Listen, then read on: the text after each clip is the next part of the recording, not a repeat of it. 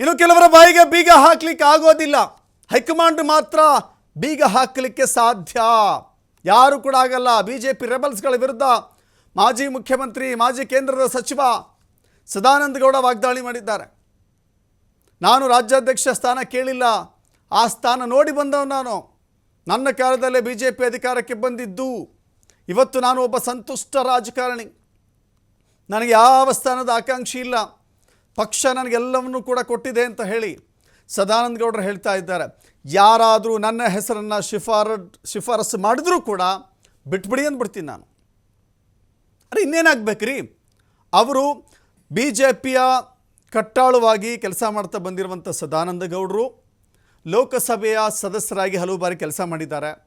ಅದೇ ಸನ್ನಿವೇಶದಲ್ಲಿ ರಾಜ್ಯಾಧ್ಯಕ್ಷರಾಗಿಯೂ ಕೂಡ ಪಕ್ಷವನ್ನು ಸಂಘಟನೆ ಮಾಡಿದ್ದಾರೆ. ಅವರೇ ಹೇಳಿಕೊಳ್ಳುತ್ತಿರುವಂತೆ ಅವರ ಅವಧಿಯಲ್ಲೇ ಪಕ್ಷ ಅಧಿಕಾರಕ್ಕೆ ಬಂದಿದೆ 2008.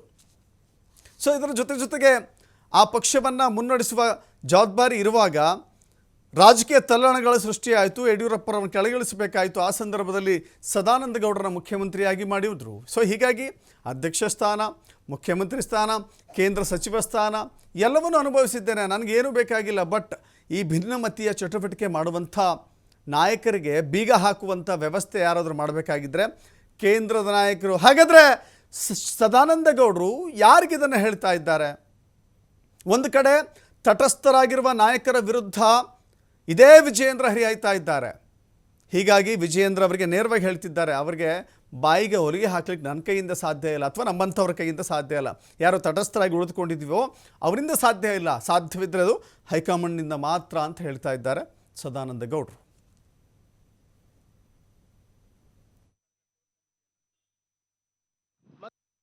ಸರ್, ಈಗಾಗಲೇ ನಾವು ಏನೆಲ್ಲ ಹೇಳಬೇಕು, ಏನೆಲ್ಲ ಮಾಡಬೇಕು ಮತ್ತು ನಿಮಗೆ ಎಷ್ಟು ಸುದ್ದಿ ಕೊಡಬೇಕು ಅದನ್ನೆಲ್ಲವನ್ನು ಕಳೆದ ಕೋರ್ ಕಮಿಟಿಯ ನಂತರ ಮತ್ತು ಬೇರೆ ಬೇರೆ ನನ್ನ ಮನೆಯಲ್ಲಿ ನಾವೆಲ್ಲ ಸೇರಿದಾಗ ಕೊಡುವಂಥದ್ದನ್ನು ಕೊಟ್ಟಿದ್ದೇವೆ. ಅದರ ನಂತರ ಎಲ್ಲವನ್ನು ನಾವು ಕೇಂದ್ರದವರಿಗೆ ಬಿಟ್ಟುಬಿಟ್ಟಿದ್ದೀವಿ.